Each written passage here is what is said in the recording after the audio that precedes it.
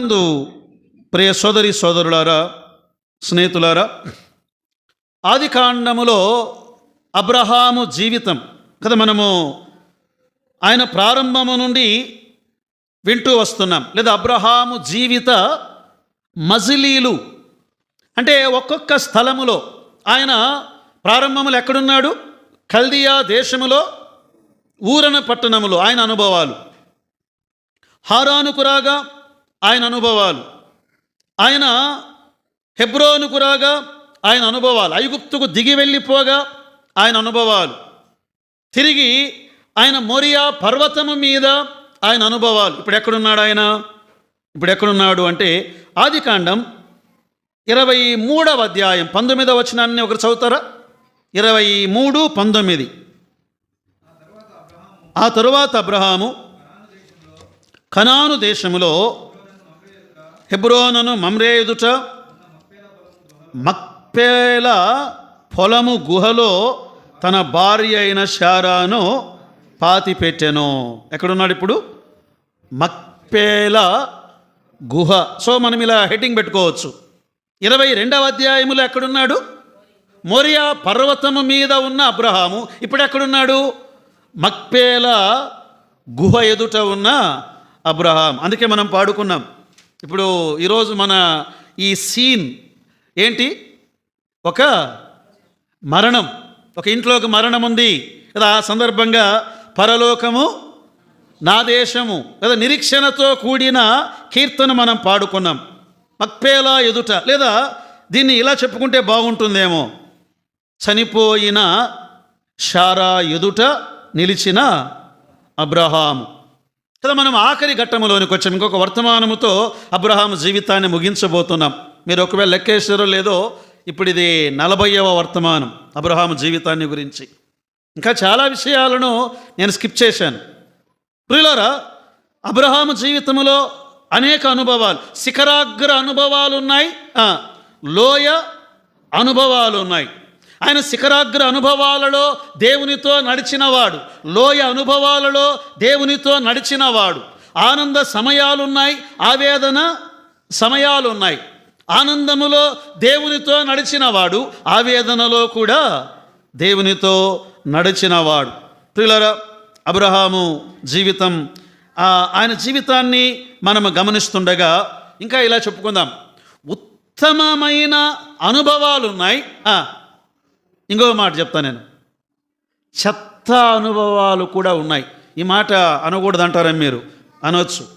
భక్తులు వారి జీవితంలో చాలా శ్రేష్టమైన అనుభవాలు ఉన్నాయి, వారి జీవితంలో చాలా దరిద్రమైన అనుభవాలు కూడా ఉన్నాయి. దేవుడు ఎందుకు రాయించాడు అంటే వారు కూడా మన వంటి మనుష్యులే, మన వంటి స్వభావము గల మనుష్యులే కదా. వారు ఎలా స్పందించారు, వారు ఎలా జీవిత యాత్రలో సాగి వెళ్ళారు, వారు ఎలా దేవుణ్ణి ఆరాధించారు, వారు ఎలా ప్రార్థించారు, వారు ఎలా విశ్వాసముతో దేవునితో సహా వారు నడిచారు.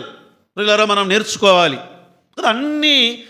ఇంకొక మాట మీరు గమనించండి, అబ్రహాము జీవితం అంతా అన్ని ఉన్నతమైన అనుభవాలే. గట్టిగా చెప్పాలి, లేవు. చాలాసార్లు మనం ఏమనుకుంటామంటే, అన్న మీరు ఇట్లా ఉండొచ్చా అంటే, ఎస్, వీఆర్ హ్యూమన్, మనము మనుషులం, మనం ఎలా జీవించాలో దేవుడు మనకు నేర్పిస్తూ ఉన్నాడు. అబ్రహాము జీవితాన్ని ఎందుకు చూపించాడు? ఇదిగో అబ్రహాము దుఃఖములో ఉండగా ఇలా ఉన్నాడు, ఇలా ప్రార్థించాడు. ఆయన నష్టములో ఉండగా దేవుని పాదాలను గట్టిగా పట్టుకొని కన్నీరు కార్చాడు. నీవలా ఉండాలి అని దేవుడు నీకు నాకు ఆయన నేర్పిస్తున్న పాఠాలు. ప్రియులారా, 23వ అధ్యాయం దీన్ని ఎలా చెప్పచ్చు అంటే, ఆయన కళ్ళ ముందు చనిపోయిన భార్య. అబ్రహాము వారు వివాహము ఎప్పుడయ్యిందో, ఎన్నేండ్లకయ్యిందో వ్రాయబడలేదండి. కానీ ఆమె చనిపోయినప్పుడు ఆమె వయస్సు ఎంతంట? 127. 127 ఏండ్ల వయస్సులో ఆమె చనిపోయింది. ఆమె మరణం అబ్రహాముకి ఎలా ఉందంటే ఒక గాఢాంధకారపు నీడవలే ఉంది. లోయ లోతులలోనికి వచ్చాడు. మరణాంధకారపు అనుభవములోనికి వచ్చాడు. ఆఖరిసారిగా తన భార్య సారాకు ఆయన వీడ్కోలు చెబుతున్నటువంటి ఒక దృశ్యం మనకు కనబడుతూ ఉందండి. ప్రియులారా,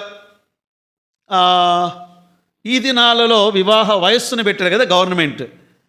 ఎన్నేళ్ళకి వివాహం కావాలంటే అమ్మాయి వయసు 18, అబ్బాయి 20, 21. మరి ఇప్పుడు మనం చదువుకున్న ఈ వ్యక్తి ఎన్నేళ్ల కిందట బ్రతికాడు? క్రీస్తు పూర్వము 2000 సంవత్సరాలు.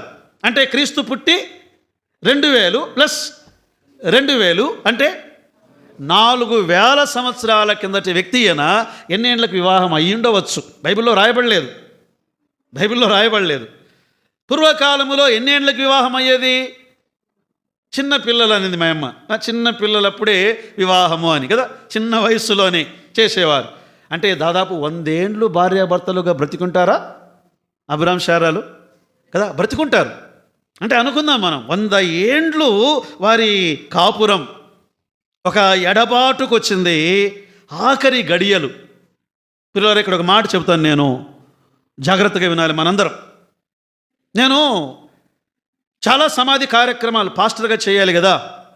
నా పెళ్లి రోజు ఏం జరిగిందంటే, వేకువజాము 5 గంటలకు, నేను పెళ్లి కొడుకు ఆ రోజు, వేకువజాము 5 గంటలకు పాస్టర్గా వెళ్ళి సమాధి కార్యక్రమం చేశా. ఆ రోజు 10 గంటలకు పెళ్లి పీటల మీద పెళ్లి కొడుకు కూర్చున్నా. ఆ రోజే సమాధి, ఆ రోజే పెళ్ళి, ఆ రోజు మా ఇంట్లోనే సమాధి అది కదా. చాలా అనుభవాలు ప్రియులరా మనము గమనిస్తూ ఉండగా ఈ అబ్రహాము శారా వారి జీవితంలో ఎన్ని అనుభవాలు. అంటే సమాధులు చాలా చూశాను. చాలా సమాధుల దగ్గర, జాగ్రత్తగా వినండి, మిమ్మల్ని ఎవరిని విమర్శించటానికి కాదు, నేర్చుకోవడానికి. సమాధి దగ్గరికి వెళ్ళి అప్పుడు చచ్చిపోయిన వ్యక్తి నుదుటి మీద పడి, చెప్పండి అయ్యా స్వాములు, అప్పుడు వాళ్ళ నాయన తల మీద ముద్దు పెట్టుకుంటారు. చచ్చిపోయిన శవము తల మీద. బతికున్నప్పుడు పెట్టండి రా బాబులు, బతికున్నప్పుడు మీ తండ్రి దగ్గర కౌగిలించుకొని ఒక ముద్దు పెట్టండి. అప్పుడు శాతి కాదు, చచ్చిపోయినప్పుడు పెడతారా? చీ చీ చీ చీ, బ్యాడ్ కష్టం, వెరీ బ్యాడ్ కష్టం. బ్రతికి ఉన్నప్పుడు పొగడండి, చచ్చిపోయిన తర్వాత ఆ ఫోటో పెట్టి దండేసి, అప్పుడు ఈ అన్న చాలా మంచివాడు, చాలా, చచ్చిపోయిన తర్వాత చెప్పకండి రా నాయనా, బతికున్నప్పుడు చెప్పండి. ఇంకొంతకాలం బ్రతుకుతాడా వ్యక్తి, తెలుసా మీకు? ఈనాడు ఇవన్నీ ఎక్కడ నేర్చుకున్నారో ఏమో. పాస్టర్లమైన మేము చెప్తే మాత్రం భలే కోపం, కానీ చెప్పి తీరాలి. మీ భార్యలను, భర్తలారా, బ్రతికున్నప్పుడు ప్రేమించండి. అప్పుడేమో కొట్టి తిట్టి, ఇది బాగలేదు అది బాగలేదు, కంచం విసిరేసి నానా గోల చేస్తారు. చచ్చిపోయిన తర్వాత అయ్యో ఎంత మంచిదండి నా భార్య. ఇప్పుడు చెప్పండి భార్యను గురించి, భర్తను గురించి. అమ్మ, నీ భర్తను గురించి నీవు పొగిడి నీ భర్తను నీవు కాపాడుకోగలిగితే అతడు మరికొంతకాలం బ్రతకగలడు. ప్రియులారా, ఇక్కడ శారా అబ్రహాముల తుది వీడ్కోలు, అక్కడికి మనం వెళ్దాం. సరే, ఒక 3 విషయాలు చాలా క్లుప్తంగా చెప్పుకొని మనం ముగించుకుందాం. నెంబర్ 1, ఆదికాండం 23వ అధ్యాయం 3వ వచనాన్ని మనం చదువుకుందాం. 23:3. తరువాత అబ్రహాము మృతి పొందిన తన భార్య ఎదుట నుండి లేచి, చాలు, తన భార్య ఎదుట నుండి లేచి. సో దీని ఇలా ఒక పేరు పెట్టుకుందాం, హెడ్డింగ్. ఈ మొదటి పాయింట్ ఏంటంటే, ఇది వీడ్కోలు సమయం, the time of farewell. Abraham తన భార్యకు ఆయన తుది వీడ్కోలు చెబుతున్నాడు. ఆయన భార్య మృతి పొందిన ఆ శరీరానికి తుది వీడ్కోలు చెబుతున్నాడు. పిల్లల, మరణం అనేది ఎడబాటు కదా. 2వ వచనములో కదా, శారా మృతి పొందెను, శారా మృతి పొందెను కదా. మరణము అంటే ఏంటండి? వేరైపోవుట కదా, విచారకరం. వేరైపోవుట, విడిపోవుట. ప్రియులారా, ఈ రకమైన ఎడబాటు ప్రతి ఒక్కరి జీవితంలో ఉంటుందండి. శారా అబ్రహాముల 100 ఏండ్ల వివాహ అనుభవములో ఒక్కొక్క స్థలములో ఒక్కొక్క అనుభవం కదా. అబ్రహాము దేవుడు పిలిచాడు, అబ్రహామా నీవు కల్దియా దేశాన్ని, ఊరనే పట్టణాన్ని విడిచి బయలుదేరాలి. వెంటనే శారా దగ్గరికి వెళ్ళాడు. అమ్మా శారా, మనం ఈ ఊరు విడిచిపెట్టి వెళ్ళిపోతున్నాం. ఏమండి, ఎందుకండి అని అడగలేదాన్ని. వెంటనే విధేయత చూపింది. అబ్రహామును తన యజమానుడు అని పిలిచిందట ఆమె. నా యజమానుడా, నీ దేవుడు చెప్పాడా ప్రయాణమవమని, నేను నీతో కూడా నడిచి వెళ్తాను. ఐగుప్తుకు వెళ్ళిపోయారు.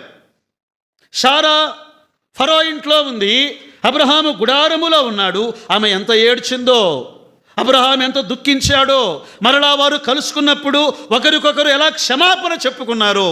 ప్రియులారా, కుటుంబాలలో భార్యాభర్తలు వినాలి. 2 పదాలు చాలా ప్రాముఖ్యమైనవి. ఒకటి, నన్ను క్షమించు అని భర్త భార్యకు చెప్పడం, భార్య భర్తకు చెప్పడం చాలా ప్రాముఖ్యం.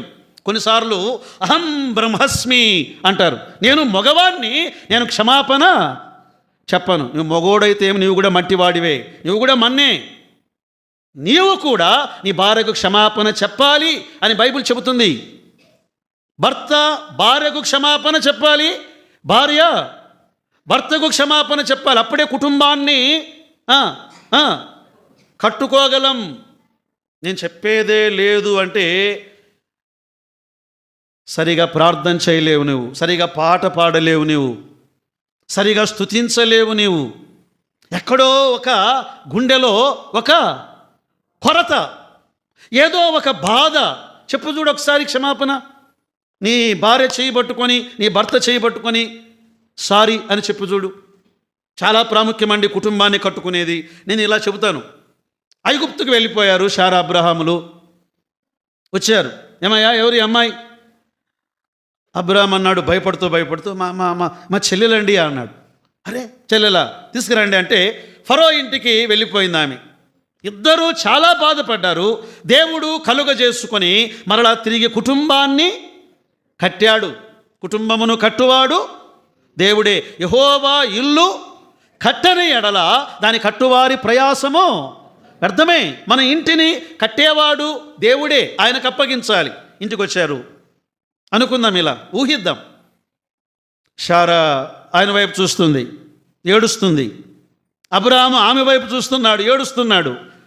బహుశా అబ్రహాం శారా భార్య చేయబట్టుకొని నన్ను క్షమించు, నేను ఇంకొకసారి నేను ఇలా చెప్పను అని అన్నాడేమో. ప్రియులారా, అందుకే 100 ఏండ్లు ఎన్నో అనుభవాలండి, ఎన్నో అనుభవాలు. ఎన్నోసార్లు వారు చాలా సంతోషంగా ఉన్నారు, కొన్నిసార్లు వారు దుఃఖములో ఉన్నారు, కొన్నిసార్లు వారు కొరతలో ఉన్నారు, కొన్నిసార్లు అందరూ బయట ఏమంటున్నారు. అప్పుడే భార్యగా ఇవ్వబడిన దాసి ఎవరు? హాగరుకు పిల్లలు పుట్టారు, శారాకు పిల్లలు లేరు. ఏమంటారు బయటలో? శారా నడుస్తూ పోతుంది. ఏమన్నారండి? అక్కడ పని వాళ్ళే, ఇంట్లో పని వాళ్ళే. ఇది మన భాషలో చెప్పండి, ఇది గొడ్రాలు ఇది అని ఎన్నిసార్లు అంటే శారా ఎన్నిసార్లు ఏడ్చిందో అబ్రహాం ఎన్నిసార్లు ఓదార్చాడో. That is family. 100 ఏండ్లు వారి సంసారం, వారి అనుభవాలు. ఒక్కసారి మరణం తన్నుకొని వెళ్ళిపోయింది శారాను. మరణమనే గ్రద్ద శారాను తన్నుకొని వెళ్ళిపోయినప్పుడు అబ్రహాము అక్కడ ఆయన వేదన. ప్రియులారా, మరణం మానవుని జీవితంలో చాలా కఠినమైనది, వేదనకరమైనది. హెబ్రీ పత్రిక 9:27లో ఏమని ఉంది? మనుష్యులొక్కసారే మృతి పొందవలెను, ఆ తరువాత తీర్పు జరుగును అని వ్రాయబడి ఉన్నది కదా. మరణం ఒక్కసారే. ఇలా చెబుతా నేను. ఒకవేళ మీరు ఎవరైనా అంటారేమో, మరొక జన్మ అంటూ ఉంటే నీవే నాకు భార్యగా రా, మరొక జన్మ అంటూ ఉంటే అప్పుడు నేను మరొక జన్మ లేదు, మరొక జన్మ లేదు. ఇది ఒకే ఒక జన్మ. బ్రదర్, నీకు దేవుడిచ్చిన భార్య ఇదొక్క జన్మలో నీకు ఇచ్చాడు, ఆమెను ప్రేమించు. అమ్మా, మరో జన్మ లేదు. జన్మ జన్మలకు నేను నీ భార్యగానే ఉంటాను. ఇవన్నీ సినిమా డైలాగులు, బైబిల్లో లేదు. ఒకే జన్మ, ఒకే మరణము. ఆ తరువాత మనము దేవుని యొద్దకు వెళ్తామమ్మా. ఈ ఒక్క జన్మలో దేవుడు నీకు భర్తనిచ్చాడా, ఆ భర్తకు లోబడి ఉండు అని బైబిల్ చెబుతుంది. శారా అబ్రహామునకు లోబడి ఆమె జీవించాను. ప్రియులారా, ఈ మరణం వారిని తన్నుకొని వెళ్ళిపోయింది. మనుషులొక్కసారి మృతి పొందవలెను కదా. ఈ మరణము తర్వాత ఏమిటి? మరణము తర్వాత ఏమిటి? చాలామంది ఏమంటారు, తక్కెడో బిక్కడో, గాలికి గాలి, ధూళికి ధూళి, దుమ్ముకు దుమ్ము. కాదు. మరణము తరువాత మరొక జీవితం ఉన్నది. అది దేవునితో ఉండే జీవితం. యేసు ప్రభువారు అందుకే ఈ భూలోకానికి వచ్చాడు. ఈ క్రూరమైన మరణం, బాధ తెచ్చే మరణం, కన్నీటిని తెచ్చే మరణం, ఎడబాసే ఈ మరణమును ఓడించటానికి యేసుక్రీస్తు ప్రభువారు ఆయన ఈ భూలోకానికి దిగి వచ్చాడు. హెబ్రీ పత్రిక 2:14-15 వచనాల్లో ఏమని ఉందండి? కాబట్టి ఆ పిల్లలు రక్తమాంసములు గలవారైనందున ఆ ప్రకారమే మరణము యొక్క బలము గలవారిని, అనగా అపవాదిని మరణము ద్వారా నశింపజేయుటకును, జీవిత కాలమంతయు మరణ దాస్యమునకు లోబడిన వారిని విడిపించుటకును ఆయన కూడా రక్తమాంసములలో పాలివాడాయను. యేసు ప్రభువారు ఎందుకు రక్తమాంసములలో పాలివాడయ్యాడు?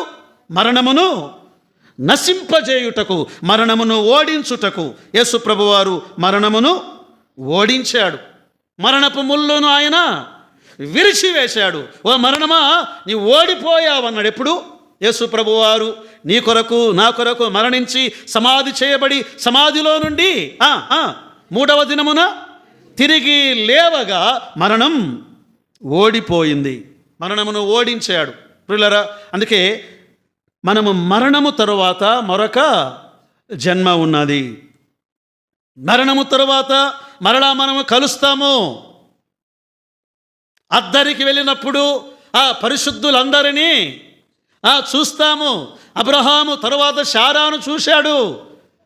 వారు ఒకరినొకరు మరలా కలుసుకున్నారు. దేవుని నమ్మిన పిల్లలు ఒకరినొకరు కలుసుకుంటారు. అయితే ఇక్కడ ఒక మాట, బాబు అమ్మ, నువ్వు నమ్మలేదా? నువ్వు నమ్మకపోతే నరకానికి వెళ్ళిపోతావు కదా. ఈ లాజరు చనిపోయాడు. ఎక్కడికి వెళ్ళాడు? అబ్రహాము రొమ్మున ఆనుకొనుటకు వెళ్ళాడు.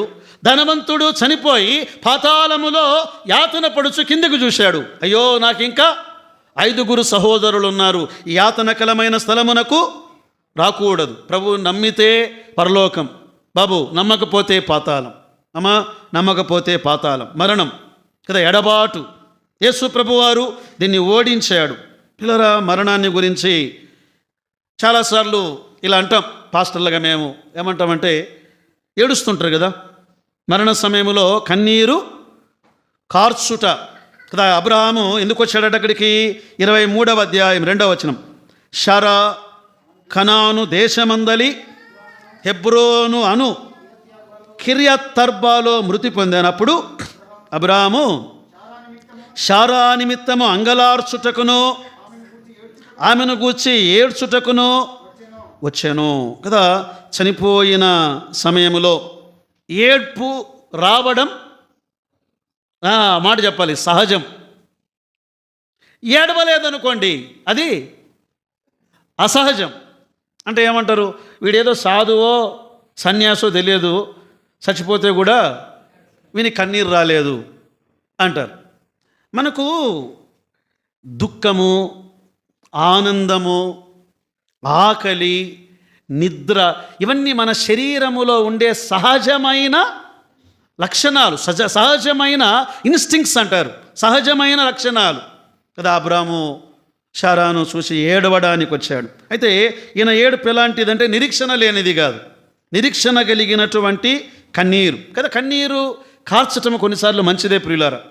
కొంతమంది అప్పుడు ఏడవకపోవచ్చు, దుఃఖం వస్తుంది, కానీ ఒంటరిగా ఏడ్చేవాళ్ళు ఉంటారు.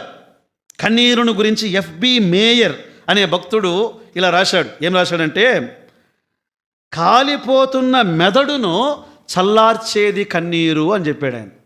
మెదడు కాలిపోతుంటుందట. ఇవన్నీ ఎట్లా ఎట్లా ఎట్లా నా భార్య పోయింది, నా భర్త పోయాడని ఈ మెదడులో మంటలు రేగినప్పుడు ఆ కన్నీరు కారిస్తే కాలిపోతున్న మెదడును చల్లార్చేది కన్నీరు. కన్నీటిని గురించి ఇంకో మాట అన్నాడు ఆయన. ఈ ప్రవాహపు ఒత్తిడితో డ్యామ్ పగిలిపోకుండా దానిపైన పొర్లి వచ్చేది కన్నీరు అన్నాడు.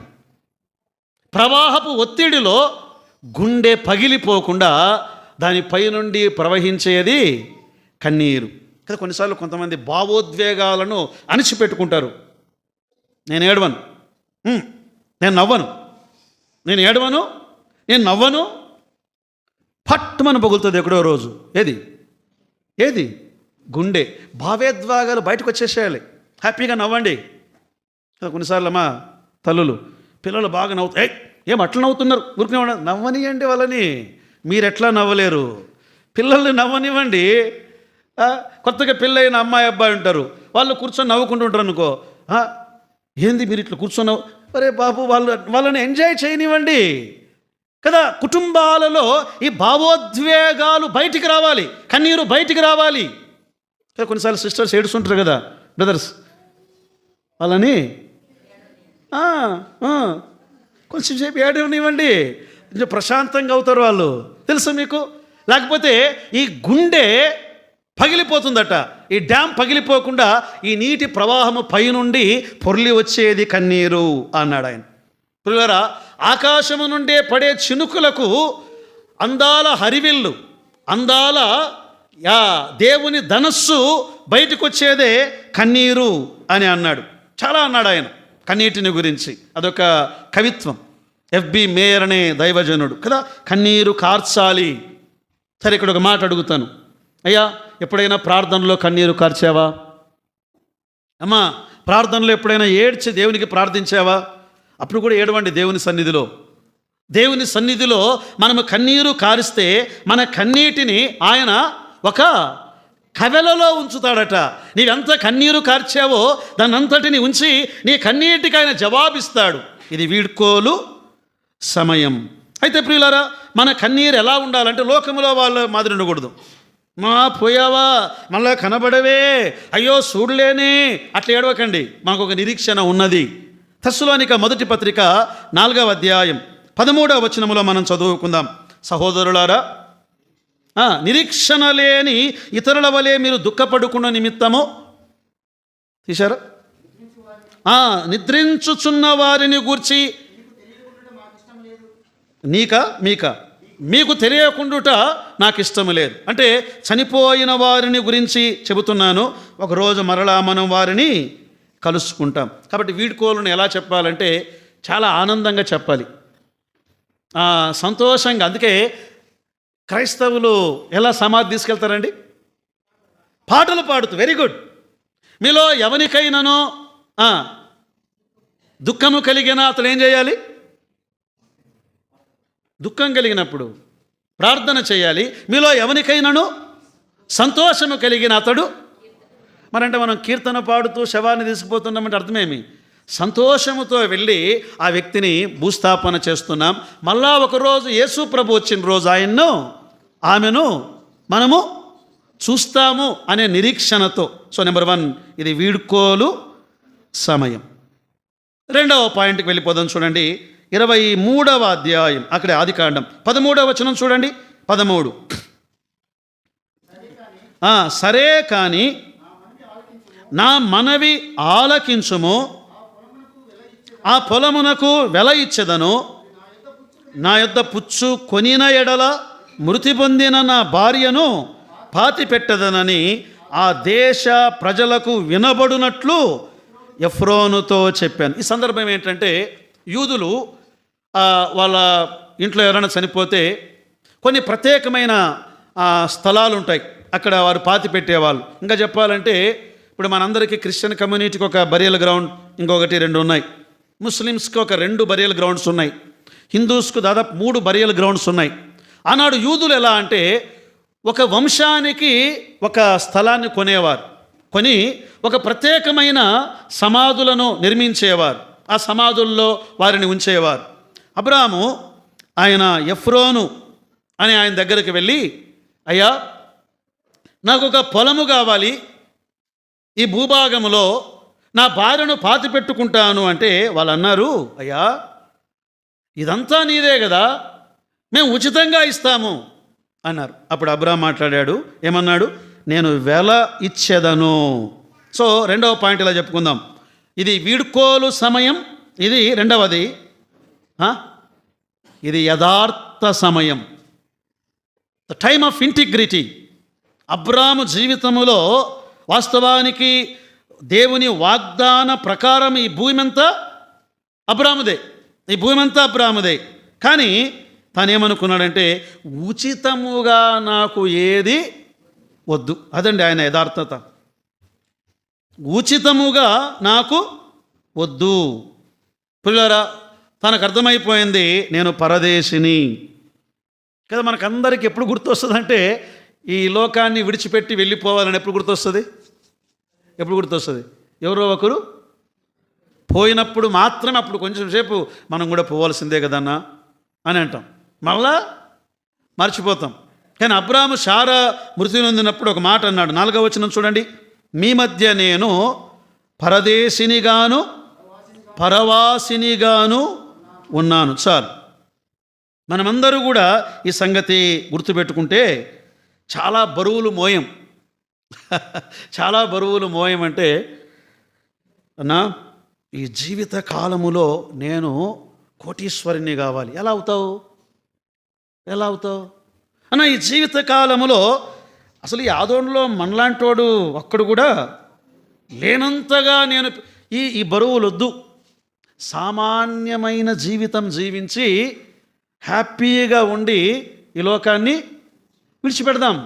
ఎప్పుడైతే బరువు మోసుకుంటామో ఆ బరువు మోయలేక, ఇడిపించుకోలేక, తప్పించుకోలేక, ఏమీ చేయలేక తనకలాడి మన భాషలో కొట్టుకొని అమ్మయ్యా ఏం జీవితం రా నాయనా అనుకుంటాం. చాలా ప్రశాంతంగా ఉండాలంటే మనం కొన్ని ఏం చేయాలి? బరువులను ఈ పరుగు రంగములు. ఇప్పుడు 100 మీటర్స్ పరిగెత్తే వాళ్ళని చూసినారా మీరు? పిల్లలు చూసారా? 500 మీటర్స్ 100 మీటర్స్ ఏమా చూసారా? వాళ్ళు ఒక బ్యాగ్ తగిలించుకుంటారు కదా వెనక, బూట్లు పెద్ద బూట్లు వేసుకొని మంచి ఫుల్ డ్రెస్ చేసుకొని పరిగెత్తుతారా? ఎందుకు? బరువు ఎక్కువైతే పరిగెత్తలేము. అప్పుడు ఏం చేయాలి? బరువును తీసేయాలి. ఈ డ్రెస్సును తీసేసి సింపుల్ డ్రెస్ ఉండాలా, లైట్ వెయిట్ షూ ఉండాలా. బరువు ఉండకూడదు పరిగెత్తే వాళ్ళకి, లైట్ వెయిట్ షూ. అప్పుడు వారు పరుగు పందెములో సులభంగా పరిగెత్తెదరు. అంతే మన విశ్వాస జీవితంలో. మనకు చిన్న కొట్టం ఉందా? Happy, be happy. కొట్టం లేదు, ఏం లేదు, బాడిగిల్లా, బతికేద్దాం. సొంత ఇల్లు లేదని లేకపోతే ఏమి బతికేద్దాం.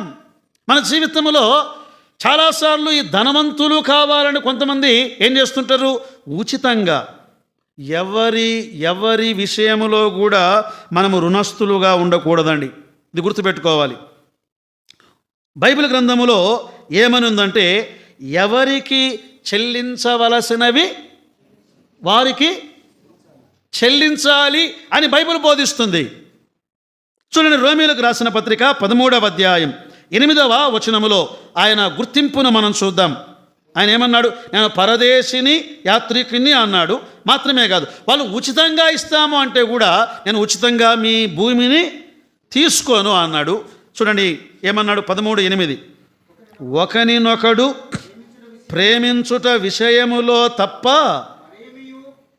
మరి ఏమియు ఎవనికిని అచ్చి ఉండవద్దు.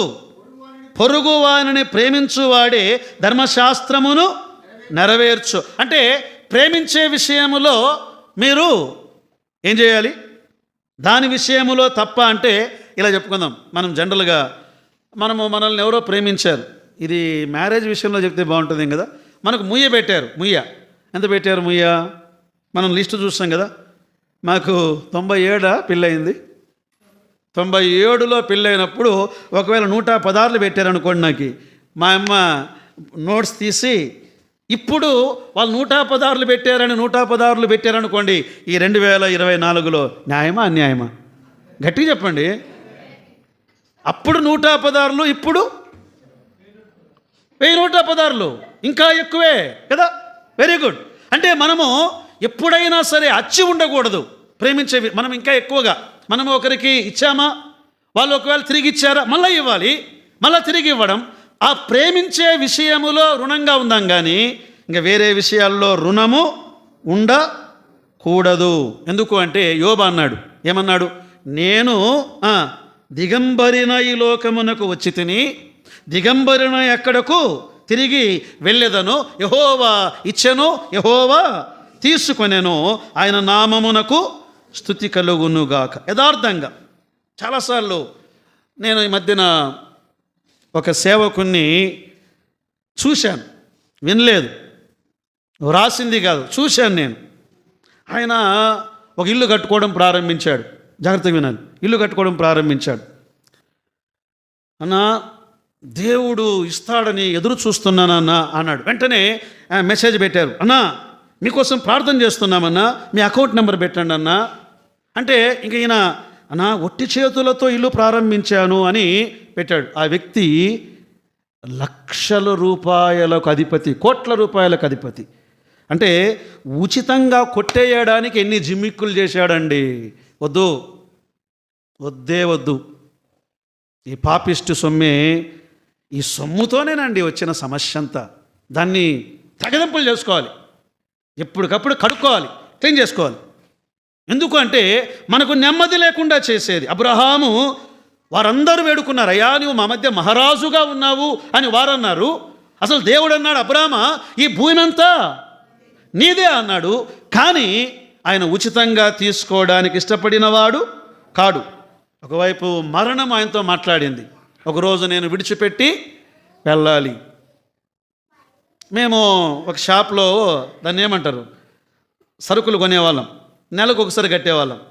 ఆ తర్వాత ఏం తీర్మానం చేశానంటే ఎప్పటికప్పుడు డబ్బులు కట్టి, ఆయన అన్నాడు, సార్ ఎందుకు సార్ మీకు ఎంత అయినా ఇస్తాను సార్ అంటే, నేను ఒక మాట అన్నా, నేను చచ్చిపోయిన రోజు పోతాం కదా, ఉంటామా, నా పిల్లల దగ్గరకు వచ్చి మీ నాన్న ఇదిగో 5,000 మాకు బాకీ ఉన్నాడని చెప్పకూడదు నువ్వు.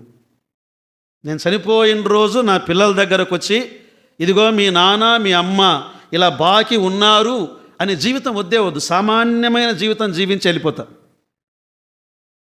ప్రియులారా, మనము ఈ లోకములో ప్రేమ విషయములో తప్ప దేని విషయములో అచ్చి ఉండకూడదు అని అనుకున్నప్పుడు సామాన్యమైన జీవితాన్ని జీవించగలం. మనం బెంగళూరుకు పోయినప్పుడు కారులో పోవచ్చు, కానీ బస్సులో పోతే కొంత మిగులుతుంది. కారు ఉంది నిజమే, కానీ ఖర్చు ఎక్కువ. దేవుని పిల్లలు నాకు ఇచ్చిన సొమ్ము దాన్ని వ్యర్థంగా ఖర్చు చేయడం ఇష్టం లేదు. ప్రియులారా, మనకు సామాన్యమైన ఆ మరణము అబ్రహాముతో ఏం మాట్లాడుతుందంటే, అబ్రహామా యథార్థంగా ఉండు, అబ్రహామా సామాన్యమైన జీవితాన్ని జీవించు. అప్పటికి 1 సెంటు కూడా అబ్రహాముకు స్థలము లేదు. ఆ తర్వాత ఆ భూమిని అంతటినీ దేవుడు ఇస్తాడు. మన పిల్లల తరువాత తరాలకు దేవుడు ఇవ్వవలసిన ఆశీర్వాదాన్ని తప్పకుండా ఆయన ఇస్తాడు, మనం యథార్థంగా ఉన్నప్పుడు. 3వ పాయింట్కు వెళ్ళిపోదాం. 1, ఇది వీడ్కోలు సమయం. 2వది, ఇది యథార్థ సమయం. 3వది, ఆదికాండం 23వ అధ్యాయం 20వ వచనం చూడండి, మనం ముగిద్దాం. ఆ పొలమును దానిలో ఉన్న గుహయు హేతు కుమారుల వలన శ్మశానము కొరకు అబ్రహామునకు స్వాస్థ్యము అనే మాటలో ఇది విశ్వాస సమయము. అబ్రహాము యొక్క విశ్వాసం కనబడుతుంది. దేవుడు అన్నాడు, ఈ భూమిని అంతటిని నీకు, అదే మాట నాకు కావాల్సింది, స్వాస్థ్యముగా నేను ఇచ్చుచున్నాను. ప్రియులారా, దేవుని వాగ్దానాలపైన ఆధారపడ్డాడు. ఒక మాటలో చెప్దామంటే దేవుని పైన ఆధారపడిన అబ్రహాం. ప్రియులారా, ఈ లోకములో మనుష్యులు అంటే మనమందరం. ప్రియులారా, నా అనుభవంలో నేర్చుకున్నాను, ఎప్పుడు ప్రేమిస్తారో తెలియదు, ఎప్పుడు ద్వేషిస్తారో తెలియదు. మనుషులం మనం. ఎప్పుడు ఎవరు ఏ రకంగా మారిపోతారో తెలియదు. ఈ జీవితం భలే విచిత్రమైనది ఇది. ఎందుకంటే మనుషులమైన మనము కూడా విచిత్రమైన వారం. అందుకే మనం ఎవరిపైన ఆధారపడాలి? అది నా పాయింట్. మనుష్యులు నమ్మదగినవారు కానే కారు, దేవుడు మాత్రమే నమ్మదగినవాడు. అందుకే అబ్రహాము ఆయన విశ్వాసము దేవుని వాగ్దానాల పైన, అబ్రహాము యొక్క విశ్వాసము దేవుని ప్రణాళిక పైన, అబ్రహాము యొక్క విశ్వాసము దేవుని శక్తి పైన, తన జీవితం అంతా దేవుని పైన ఆధారపడినవాడు. కదా వాగ్దాన ఫలం. అర్థమైంది. శారా వెళ్ళిపోతూ ఉండగా భూమిని కొన్నాడు. ఆ శారాను ఆ గుహలో పాతి పెట్టాడు. ఈయనకు అర్థమైంది, నన్ను కూడా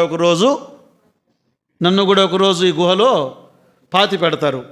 నేను కూడా ఒకరోజు ఈ లోకాన్ని విడిచిపెట్టి వెళ్ళిపోవాలి. నేను యాత్రికుణ్ణి. నాకు పరలోకములో స్థలం ఉన్నది, అది శాశ్వతమైనది, ఇది అశాశ్వతమైనది. అయితే కొద్ది కాలం జీవించటానికి మనం ఈ లోకములో మనకు కావలసినవి అవసరం. ఆహారం అవసరం, బట్టలు అవసరం, ఒక చిన్న నివాసము అవసరం. కానీ ఇవేవి శాశ్వతమైనవి కావు. కదా అప్పుడప్పుడు ఒక మాట అంటూ ఉంటాను నేను. సిస్టర్స్ బట్టలంటే వాళ్ళు 7 రంగులు చూస్తారని గతంలో చెప్పాను కదా నేను. వైట్ వేసుకున్నావు కదా బ్రదర్, అదే వాళ్ళని అడగండి. Cream white, milk white, yellow white, అందులో బ్లూ వైటు, అందులో గ్రీన్ వైట్, 7 కలర్లు చెప్పేస్తారు వాళ్ళు. అది న్యాచురల్ ఎబిలిటీ, స్త్రీలకు న్యాచురల్ ఎబిలిటీ. అందుకనకే ఎప్పుడైనా బట్టల షాపుకి పోతే హ్యాపీగా స్టూల్ వేసుకొని కూర్చోండి. నేను రాను అనకండి. నేను అప్పుడప్పుడు అంటుంటాను, అలవాటు అయిపోయింది ఫుల్దా, తానే వెళ్తుంది. అందుకొరకే మా అమ్మని తీసుకొని వెళ్ళి కూర్చుంటే వాళ్ళు చూస్తారు. ఎన్నిసార్లు చెప్పమంటారు నన్ను? మనం కూర్చోవాలా అంతే. అది ఇట్స్ న్యాచురల్ కదా. ఇప్పుడు మనం గమనిస్తున్నప్పుడు ఎందుకు చెప్పాను ఈ మాట అంటే, అప్పుడప్పుడు శారీస్ కొన్నప్పుడు అడుగుతాను నేను హుల్దాను, ఇవి కూతురుకా చెప్పండి, కోడలుకా? మనం వెళ్ళిపోయిన తర్వాత కూతురుకా కోడలుకా అంటే అప్పుడు కూడా నాకేవి అంటారు. అప్పుడు కూడా మనం ఎలాగో వెళ్ళిపోతాం కదండి. అప్పుడు ఎవరివి అవుతాయి? ఒకసారి నేను వెళ్ళి నా బీరువా తీసి చూసినాను, ఈ డ్రెస్సులు ఏం చేయాలి నేను అనుకున్నాను. కొన్నిసార్లు లావ్ అయితే నడుము పట్టదు, సన్నగైతేనేమో బెల్ట్ టైట్ అయిపోయి మడతలు పడుతుంది. మనకేమో చాలా కష్టం. అప్పుడే అనుకుంటాను నేను కూడా, మనకు కూడా ఈ టైట్ కాకుండా మొలతాడు కట్టుకునే ఉంటే బాగుంటుందేమో అని. సరే, అంటే ఈ లోకములో ఇవేవి మనవు శాశ్వతమైనవి కావు అని చెప్తున్నా. అంటే జీవించటానికి ఇవి కావాలి, మితముగా అనుభవించాలి. హెబ్రీ పత్రికలో అబ్రాహాము చూడండి ఒకసారి. హెబ్రీ పత్రిక రండి, 11వ అధ్యాయం 13, 14, 15, 16 వచనాలు. వీరందరూ ఆ వాగ్దానముల ఫలము అనుభవింపకపోయినను దూరము నుండి చూచి వందనము చేసి తాము భూమి మీద పరదేశులమును యాత్రికులమై ఉన్నామని ఒప్పుకొని విశ్వాసము గలవారై మృతి నొందేరి. కదా, ఆయన అర్థమైపోయింది, ఒకరోజు విడిచిపెట్టి వెళ్ళిపోవాలి కదా, అక్కడ శాశ్వతమైన నివాసం ఉన్నది. యోబు కూడా ఏమన్నాడు? నేను మరలా నా విమోచకుణ్ణి చూచెదను. యేసు ప్రభువారు ఏమన్నారు? యోహాను సువార్త 14లో, మీకు స్థలము సిద్ధపరచ వెళ్ళుచున్నాను, నేనుండు స్థలములో మీరును ఉండులాగున మరల వచ్చి మిమ్మను తీసుకొని పోతాను. కదా, పరలోకం మనకు శాశ్వతమైన వాగ్దాన నివాసం ఉన్నది. పిల్లరా, దేవునికి మన ఎడల ఒక ప్రణాళిక ఉన్నది. అడగాలి మనం. అబ్రాహాము అడిగాడు, దేవా నా జీవితంలో నీ ప్రణాళిక ఏమిటి? నేనేం చేయాలి? శారా ఆమె జీవితంలో చేయవలసినది చేసి ఆమె వెళ్ళిపోయిందండి. కుమారుణ్ణి భక్తిలో పెంచిన తల్లి. అందుకే ఒక మాట అంటారు కదా లోకములో, ఇల్లు చూడు, అంతేనా? కరెక్ట్ అని చెప్పింది. ఇల్లాలని చూడు అంటారు కదా. ఇల్లు చూడు, ఇల్లాలని చూడు. తల్లులు కొన్నిసార్లు వారు తమ పిల్లలకు నేర్పించవలసినవి, తండ్రులు వాళ్ళు కూడా తమ పిల్లలకు నేర్పించవలసినవి. అబ్రాహాము శారాలు ఇద్దరు వాళ్ళ జీవితంలో ఒక సక్సెస్ అయ్యారండి.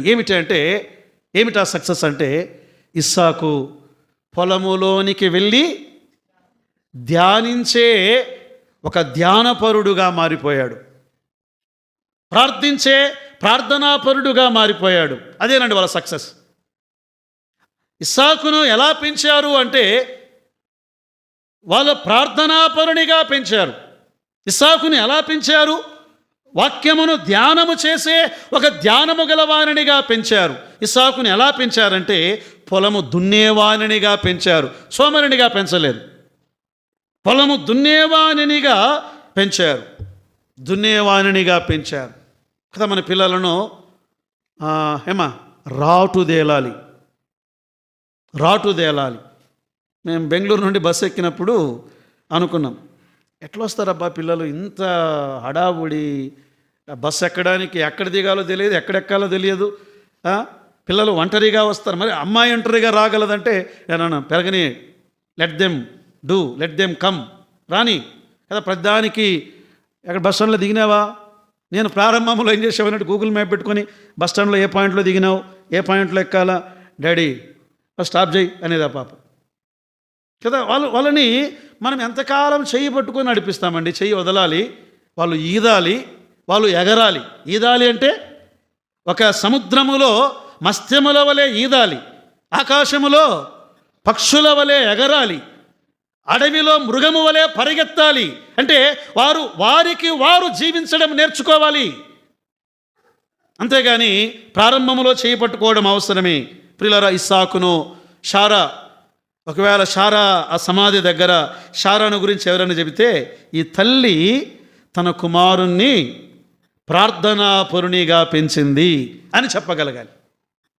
ఈ తల్లి తన కుమారుణ్ణి ధ్యానపరునిగా పెంచింది. పిల్లలను వాళ్ళను చదివిద్దాం, ఉద్యోగాల కొరకు సిద్ధం చేద్దాం. ఇవన్నిటితో పాటు వారు రాబోయే దినాలలో దేవుని కొరకు వారు బ్రతకాలి. అది దేవుని ప్రణాళిక. దేవుని ప్రణాళిక ఏమిటంట మన ఎడల? రోమాపత్రిక 8వ అధ్యాయం 28వ వచనం చూడండి. రోమా 8:28 లేదా 29 అనుకుంటాను, 29. ఎస్. ఎందుకనగా తన కుమారుడు అనేక సహోదరులలో జ్యేష్ఠుడగునట్లు దేవుడు ఎవరిని ముందుగా ఎరిగెనో వారు, చదవాలి, మెల్ల చదవాలి దాన్ని, నాకు వారు తన కుమారునితో సారూప్యము గలవారగుటకు. అది దేవుని ఉద్దేశం ఏంటి? మనందరము ఏమవ్వాలంట? ఏమవ్వాలా? ఏమా సిస్టర్స్, ఇప్పుడు ఎవరైనా అబ్బాయి అమ్మాయి పుట్టింటారు కదా, మీరేం చేస్తారు? వెళ్ళి అంతా అచ్చం ఎప్పుడు అనలేదా? అమ్మ మాదిరి ఉంది. పక్కన ఇంకొకరు ఉంటారు, ఏమంటారు? కాదు కాదు కాదు, అది డాడీ మాదిరి ఉంది. ఇంకొక పక్కన అంటారు, ఇంకొక 2 రోజులు పోని అప్పుడు అమ్మ డాడీ ఇద్దరు పోలికలు ఉంటాయని అంటారు కదా. మనమందరూ యేసుక్రీస్తు పోలికలోనికి రావాలట. అది దేవుని ప్రణాళిక. ఆ కుమారుని సారూప్యములోనికి మనము రావాలి. దేవుని శక్తి పైన మనం ఆధారపడాలి. అబ్రాహాము తన జీవితంలో, షారా, వీరిద్దరూ 100 ఏండ్లు వారి వివాహములో ప్రియులారా విశ్వాసముతో బ్రతికారండి. దేవుని సన్నిధిలో ప్రార్థనాపరులుగా బ్రతికారండి. వారిద్దరూ దేవుని ప్రణాళికను ఎరిగి వారు బ్రతికారు. ఇంకో మాట చెప్పమంటారమ్మా సిస్టర్స్?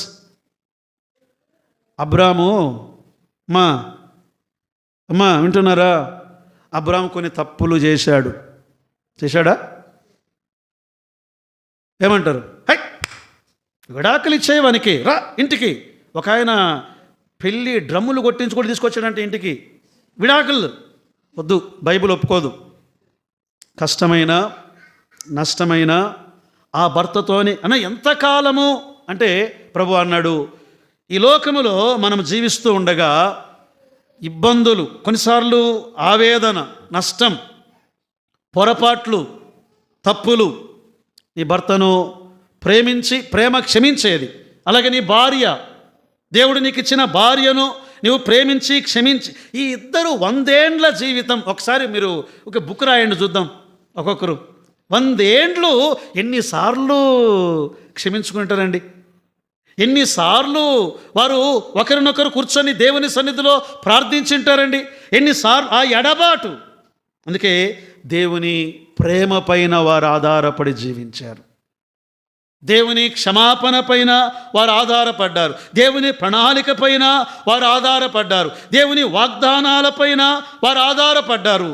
దేవుని శక్తి పైన వారు ఆధారపడి ఈ లోకయాత్రలో మనకు ఒక మాదిరి భార్యాభర్తలుగా, మాదిరి తల్లిదండ్రులుగా, మాదిరి విశ్వాస వీరులుగా, అబ్రహాము అనేక జనములకు తండ్రి, శారా అనేక జనములకు తల్లి. అలాంటి విశ్వాసముతో జీవించటానికి పరిశుద్ధాత్మదేవుడు మనకు కృపను సహాయమును దయచేయునుగాక. ఆమేన్.